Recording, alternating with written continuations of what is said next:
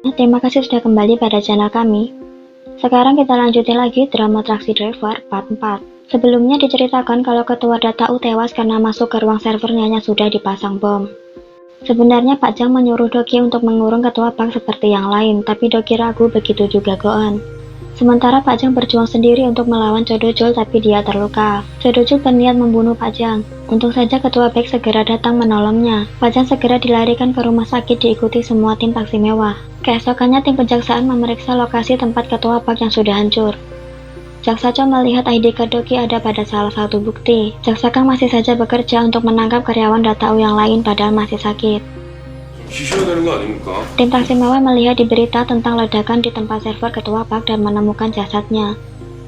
Pak Jang sudah siuman dan mencari Kim Doki tapi dia sudah pergi ke tempat ketua Baek. Doki melihat Chodojul tidak ada di tempatnya. Ketua Baek pada akhirnya berhasil mengambil mata Chodojul. Dia terkejut melihat para bawahannya pingsan dan di kantornya ada orang yang duduk di kursinya. Doki awalnya berterima kasih karena Pak Jang sudah diselamatkan. Dia ingin memastikan pelakunya benar-benar Chodojul dan menanyakan keberadaannya, tapi Pak Jang menelpon.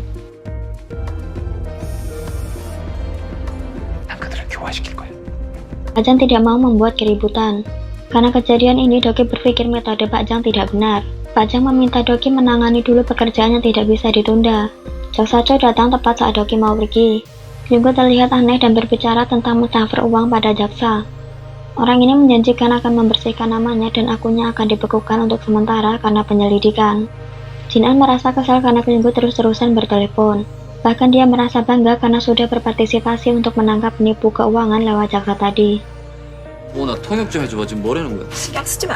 Karena Jaksa Cho dan Pak Jang berteman, mereka berbicara dengan santai. Jaksa Cho merasa aneh karena Pak Jang beralasan tidak melihat pelaku yang menyerangnya. Jaksa Cho bertanya alasan Kim Doki keluar dari perusahaan taksi. Dia menunjukkan ID card Doki yang menjadi barang bukti. Pak Jang beralasan Doki tidak cocok dengan pekerjaannya itu dan sudah kembali menjadi sopir taksi. Ketua Baek menjenguk Pak Jang dan dia mengatakan anak buahnya sudah punya banyak barang bawaan. Dia menawarkan untuk menghabisi Chodojul karena dialah barang yang dimaksud. 최소한 고맙다는 말 한마디 정도는 해야 되는 거 아니야? Ternyata ketua Baek hanya memastikan Pak Jang akan diam setelah kejadian ini. Doki membeli buku anak-anak dan meninggalkannya di depan rumah seseorang yang ternyata mereka adalah keluarga korban pembunuhan. Jaksa Kang dengan rambut yang sudah di-rebonding menjelaskan pada wartawan tentang kasus Data U yang secara aktif memproduksi video ilegal dan bahkan memeras korbannya. Mereka akan menyelidiki secara menyeluruh semua karyawan TPS dan berbagai kejahatan ketua Pak. Wartawan memuji kinerja Jaksa Kang yang bagus, tapi Jaksa Kang tidak menanggapinya. Jaksa Kang merasa tidak nyaman karena kenyataannya orang lain yang sudah membereskan semuanya, menghancurkan bukti dan mencuri tersangka. Jaksa Cho menyerahkan bukti ID card Kim Doki dan menawarkan tim jika Jaksa Kang butuh bantuan. Jaksa Kang terus memikirkan kasus-kasus sebelumnya dan mencurigai taksi mewah yang mengambil semua tersangka. Anehnya dia merasa mengenal orang ini. Goon melihat Doki sepertinya memikirkan sesuatu. Dia menghiburnya dengan mengatakan yang terjadi pada ketua Pak bukan salahnya karena Doki sudah berusaha membiarkannya hidup. Jaksa Kang merasa yakin akan mendapat bukti jika dia bisa menangkap taksi mewah. Dia datang ke rumah Doki dan melihatnya mengendarai taksi lagi. Semua orang di TPS ditangkap kecuali Doki karena dia sudah keluar dan bahkan membuat laporan. Jaksa Kang memaksa masuk ke rumahnya dan bahkan melihat-lihat ke semua ruangan. Dia mencoba mendengarkan alibi Doki karena ID card-nya ditemukan di tempat ketua Pak, tapi Doki beralasan sudah lama membuangnya. Jaksa Kang juga curiga dengan Doki yang terus-terusan mengendarai taksi seperti mobil pribadinya. Dia meminta Pak Wang melacak riwayat panggilan Doki. Kyunggo akhirnya sadar dia sudah ditipu. Jin-on tidak habis pikir dia mentransfer $5.000 hanya karena telepon itu. Konyolnya, Kyunggo malah kesal karena Jin-on tidak menghentikannya. Begitu masuk kantor polisi, mereka terkejut karena di sana penuh dengan orang yang juga terkena penipuan. Polisi meminta Kyunggo menuliskan namanya jika dia juga korban penipuan suara. Dia sangat terkejut karena daftarnya penuh dan dia berada di nomor 158. Pada perjalanan pulang, Kyunggo melihat nenek di kantor polisi tadi merasa terpukul kehilangan $1.000 yang sudah susah payah dikumpulkan dari menjual kertas bekas. Bahkan nenek itu berniat bunuh diri. Jin-on merasa bangga sudah mengganti kaca mobil taksi mewah menjadi kuat bahkan anti peluru. Goon mengeluh sudah menerima banyak panggilan dan mencurigai Kyunggo. Ternyata benar Kyunggo sebelumnya menyimpan nomor para korban dan mengirim pesan untuk menggunakan layanan taksi mewah. Winggo takut mereka memberitahu Pak Jang dan dia menjelaskan sendiri ribuan kasus serupa yang terjadi di Korea. Tanpa diduga Pak Jang menyetujui untuk mengambil kasus itu. Pada kasus lain orang-orang menenangkan korban, sedangkan pada penipuan suara orang-orang menyalahkan korban. Benar juga ya. Akhirnya mereka semua setuju untuk menangani kasus ini dengan dipimpin Kim Do-ki. Jaksa Kang memeriksa riwayat nomor telepon Kim Do-ki dan merasa aneh karena dia menerima pesan 24 jam. Ada beberapa bagian yang kosong berarti HP-nya dimatikan. Go-eun berpura-pura menerima panggilan dari penipu suara yang memakai alasannya sama dengan Kyung-go. Go-eun meninggalkan uang di tempat yang mereka suruh dan seseorang mengambilnya. Kim Do-ki mengikuti orang itu yang ternyata dia masih mengambil uang lagi dan Do-ki berniat untuk mencari otak dari penipuan ini.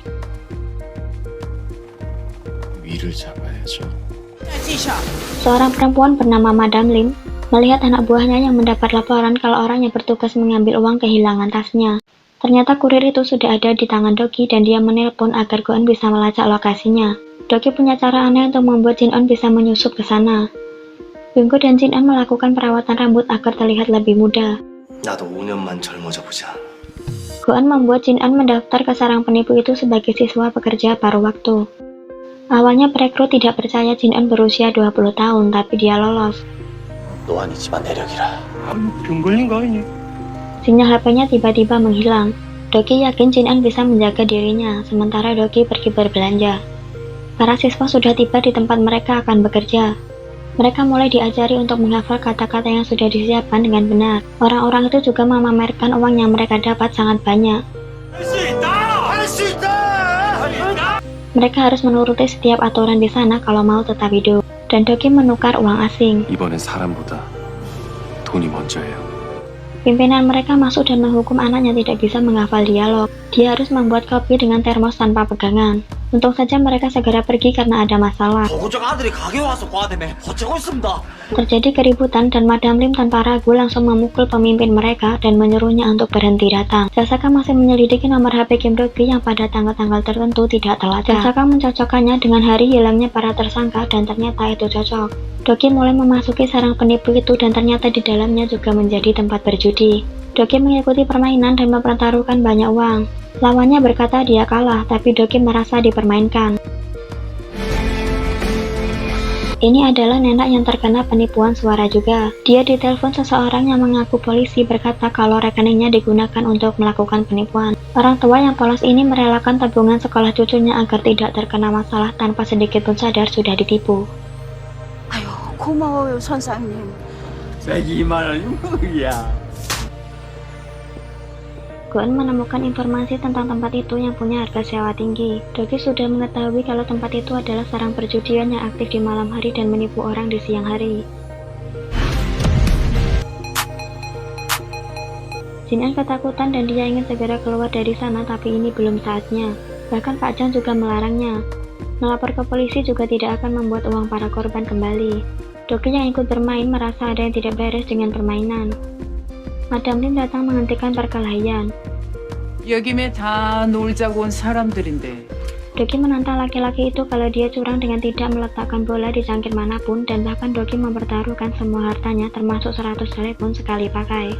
Dan benar saja ternyata bolanya ada di tangan laki-laki itu yang membuat Do-ki otomatis menang. Jin-eun mulai bekerja untuk menipu orang. Tanpa terduga yang dia telepon pertama kali adalah Pak Wang. 이거 보이스피싱 놈들이 이거 너무 왜곡시켜놨어. Jaksa Kang mencari informasi di kantor taksi, dan katanya mereka berempat sering cuti bersama. Kyung-go tiba-tiba muncul dan mencoba menghindari Jaksa Kang. Dia tidak bisa mengelak lagi dan beralasan Do-ki pergi berlibur. Kyung-go segera kabur beralasan akan bekerja, dan konyolnya dia memesan taksi online merek lain untuk menjemputnya di sana. Ketua BEK membicarakan Cho Do-chul yang mengisyaratkan kalau dia sudah dihabisi untuk keperluan transplantasi. Ketua BEK sudah tidak memedulikan reaksi Pak Jang. Jin-eun mendapat banyak perhatian karena dia berhasil mendapat mangsa seperti sudah berpengalaman.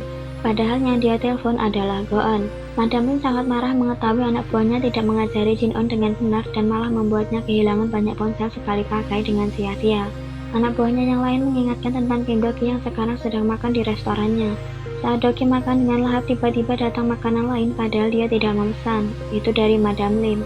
Doki menceritakan tempat kerjanya dulu yang ternyata ayah Madam berasal dari sana. Goon kebingungan mencari informasi agar Doki tidak ketahuan berbohong. Doki mengalihkan pembicaraan dengan menyebut Madam terlihat lebih muda dari usia seharusnya. Madam meminta Doki menjual ponsel padanya, tapi Doki sudah berjanji menjual pada orang lain. 이게 무슨 쓰레기 같은 소리야? Tiba-tiba datang sekelompok preman yang berkata buruk pada Madam Lim. Madam menawarkan makanan tapi dia menolaknya karena tidak nafsu makan melihat wajahnya. Orang itu tidak mau menuruti Madam dan hendak memukulnya. Doki menahan tangannya dan berkata ada 3 hal yang tidak boleh ditunjukkan pada wanita. Doki batal menjual ponsel pada preman itu dan menjualnya pada Madam. Shin-on diam-diam bertanya pada Goon di toilet kapan tugasnya selesai, tapi ternyata dia diikuti. Goon khawatir dan memberitahu Doki untuk menyelamatkannya, tapi Doki terlihat santai. Goon menghubungi Kyunggo yang ternyata sedang memancing karena dia diikuti Jasakang. Madam Lim memergoki Shin-on memakai alat pendengar lalu memakannya.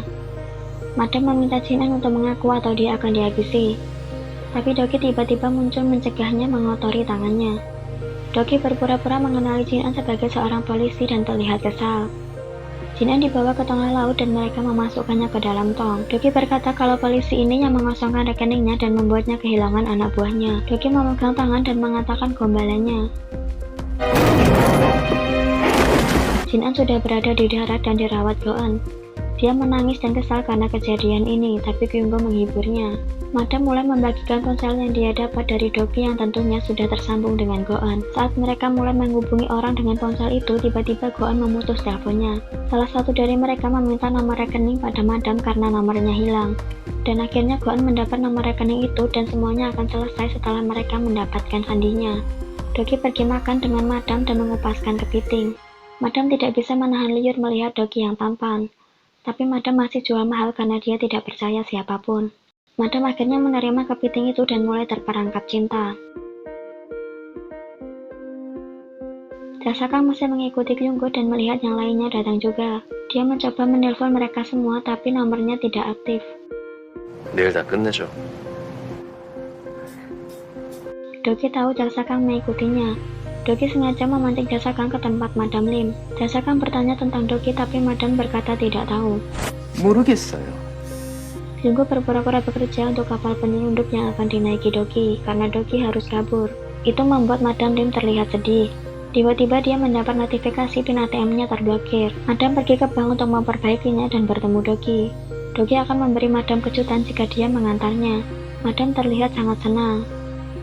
Doki menitipkan sebuah tas karena harus ke toilet. Tiba saat Madam dipanggil dan tidak lupa dia meletakkan tas Doki di atas meja. Madam ikut pada mobil Doki dan melihatnya menaruh tasnya. 내일 임야사 배움까지 받으니 기분 좋았어. Doki menunjukkan video Jin-eun jatuh ke laut dan meminta Madam menunjukkan pada polisi agar tidak diganggu. Doki berlagak meminjam HP Madam untuk diberi nomornya. Madam terlihat senang dan tersipu malu. 다음에 오게 되면 들리요. Pak Jang akhirnya sudah membaik dan bisa pulang ditemani jaksa Jo. Pak Jang kesal karena ketua bank membunuh Jo Do-jo. Tapi ketua bank mengungkit kebaikannya menolong Pak Jang. Madam menatap nomor Doki dan ragu untuk menelponnya. Tiba-tiba anak buahnya datang menuntut gaji mereka yang lupa Madam bayar. Lagi-lagi akun Madam terblokir dan dia segera pergi ke bank. Madam sangat shock mengetahui saldonya kosong padahal ada 3 juta dolar sebelumnya. Anak buahnya sangat tidak sabar karena gaji mereka belum masuk. Itu membuat Madam semakin kesal. 아무 징조도 없이 계좌가 싹 털린 적이 있었어. Madam segera menghubungi Doki karena mengalami hal serupa dengannya. Doki memintanya untuk bersembunyi. Madam bersedia membayar berapapun agar kapal Doki mau kembali. Dengan mudah Madam menarik uangnya dan memasukkan ke loker. Madam segera menuju kapal yang ditunjuk Doki dan ternyata semua anak buahnya ada di sana. Mereka terus menanyakan uang dan bertengkar satu sama lain. Tiba-tiba Doki muncul dengan santai. Madam sudah terjebak selama ini. Goon sengaja memasukkan sembarang PIN yang membuat rekening Madam terblokir. Dan tas yang dititipkan Doki terpasang kamera. Doki menguras habis saldonya saat dia meminjam HP Madam. Doki berkata ini adalah karmanya karena sudah banyak menipu orang dan dia harus menyesalinya. Selama ini semua perkataan Doki palsu dan Madam terlihat patah hati. Ini saatnya Goon mentransfer semua orang para korban penipuan termasuk Kyunggo.